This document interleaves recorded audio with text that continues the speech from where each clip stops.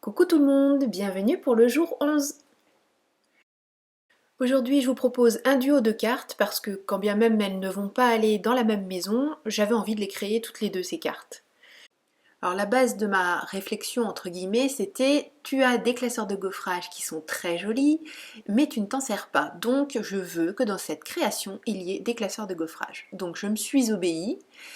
Avant de passer mes découpes dans les classeurs de gaufrage, vous avez vu j'ai utilisé ce très beau set de die et j'ai choisi un format carré qui correspond à peu près aux bases de cartes que j'ai l'habitude de réaliser. Et je réalise donc ces deux gaufrages. J'ai eu du mal à choisir parmi mes classeurs parce que j'en ai pas beaucoup, mais ceux que j'ai je les aime vraiment beaucoup, donc j'avais envie de tous les utiliser. Mais voilà, je vous présente deux cartes, j'allais pas vous présenter 10 cartes non plus, je crois que j'ai même pas 10 classeurs de gaufrage de toute façon. Et je ressors ma box, ma jolie box. Je vais utiliser les chutes de papier de la carte d'avant-hier. Et je vais choisir deux autres papiers pour réaliser le fond de ma carte, sachant que les deux papiers que j'ai choisis, ce ne seront pas du tout ceux que je vais utiliser. Voilà. Bon, pour l'instant, je mets tout ça de côté. Je m'occupe des deux personnages principaux. Je les tamponne sur une chute de papier craft. Alors, quelle marque? Je n'en sais rien, parce qu'en fait, je mélange toutes mes chutes, sauf le papier Crafters Companion qui est dédié aux travaux au feutre à alcool. Ceux-là, ils sont rangés dans une pochette à part. Mais là, ça peut être tout un tas de marques. C'est peut-être du Stampin' Up. Et je vais faire du paper piecing pour utiliser donc les chutes de papier. Et je travaille à l'envers puisque c'était un petit peu difficile de bien placer la chute, enfin de bien placer le tampon sur la chute, alors que la chute sur le tampon c'est plus facile. Donc j'ai inversé ma presse de précision, sachant très bien sûr que là l'effet presse de précision c'est pas la peine d'y penser. Mais comme j'utilise de la Versafine et des tampons caoutchouc, même pas peur, je suis sûre que tout va être parfait du premier coup. Et je tamponne tous mes petits morceaux en choisissant les papiers. J'avais envie que le petit poussin il soit avec ce papier effet tricot. Enfin, c'est une photo d'ailleurs, tellement c'est un effet, c'est vraiment du tricot. Les joues du petit bonhomme ici aussi, la petite étoile et le short. Ensuite, bien sûr, séance de découpage en ne mordant pas sur les traits noirs et séance de passage de feutre pour éviter les tranches blanches comme d'habitude. Là, une de mes parties préférées, vous savez, quand on met des masques, on adore quand on enlève les masques, mais quand on fait du paper piecing, de voir petit à petit les personnages prendre des couleurs avec les petits morceaux de papier que l'on vient de découper, j'adore ça aussi. Donc je pose très simplement, il n'y a que pour la petite étoile que je vais faire un peu différemment. On a pu choisir de découper la forme des mains qui se trouvent sur les, enfin des pattes qui se trouvent sur l'étoile, mais à ce moment-là, l'étoile aurait été plus haute que les pattes. J'ai failli redire les mains, enfin vous avez compris. Donc j'entame le papier au niveau des pattes de mon petit ours et je vais glisser l'étoile en dessous. Comme ça, on aura vraiment l'impression qu'il tient l'étoile. Et nouvelle séance de découpage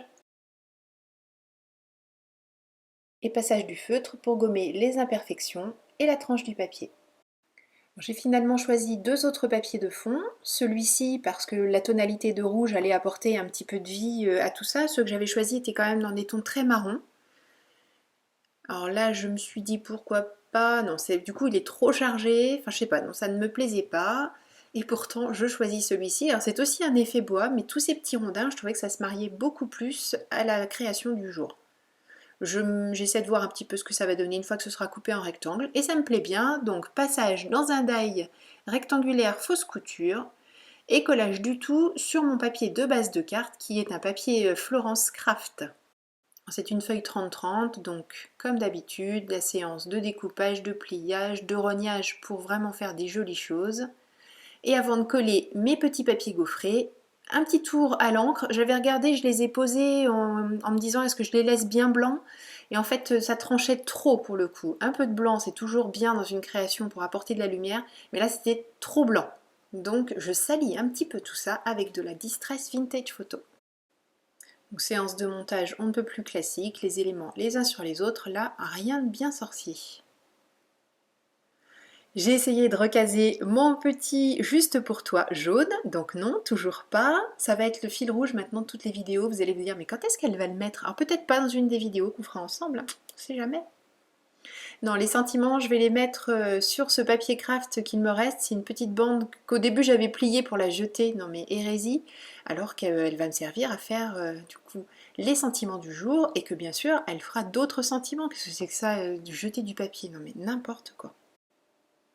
Et d'ailleurs, ces petits sentiments, je ne vais pas les mettre directement comme ça sur la carte. Je voulais ajouter un petit quelque chose. Donc je vais me servir du papier rondin sur le rouge, et vous avez compris, du rouge sur le rondin. Et je vais créer un petit fanion qui va se glisser sous le fanion craft sur lequel je tamponnerai le sentiment à la Versafine. Et là, pour faire en sorte que mes deux fanions aient le même angle, je les superpose. De cette manière, ils se répondent parfaitement, parce que j'aurais pu faire le fanion du petit sentiment comme ça à l'arrache, mais je préférais que ça cadre bien. Alors sur cette petite étiquette, je mets le plein de bisous de la planche Salutations de Crazy Little Craft.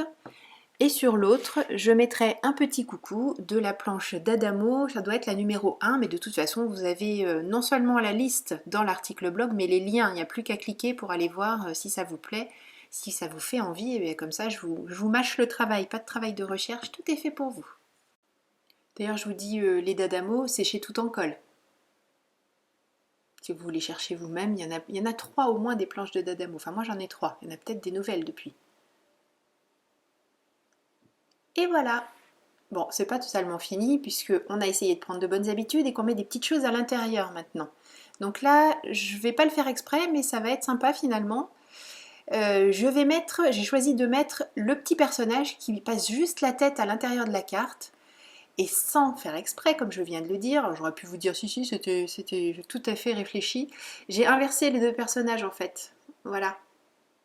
Bon, bah c'est pas très grave, c'est même plutôt sympa. C'est ce qu'on appelle un heureux accident. Merci beaucoup d'avoir suivi cette vidéo. Je vous donne rendez-vous très vite pour une nouvelle création et surtout, enfin très vite c'est demain, hein. Surtout d'ici là, prenez bien soin de vous, créez et partagez autour de vous et faites-vous plaisir surtout. Voilà, c'est le maître mot ça. Faites-vous plaisir mais partagez aussi. Bye bye!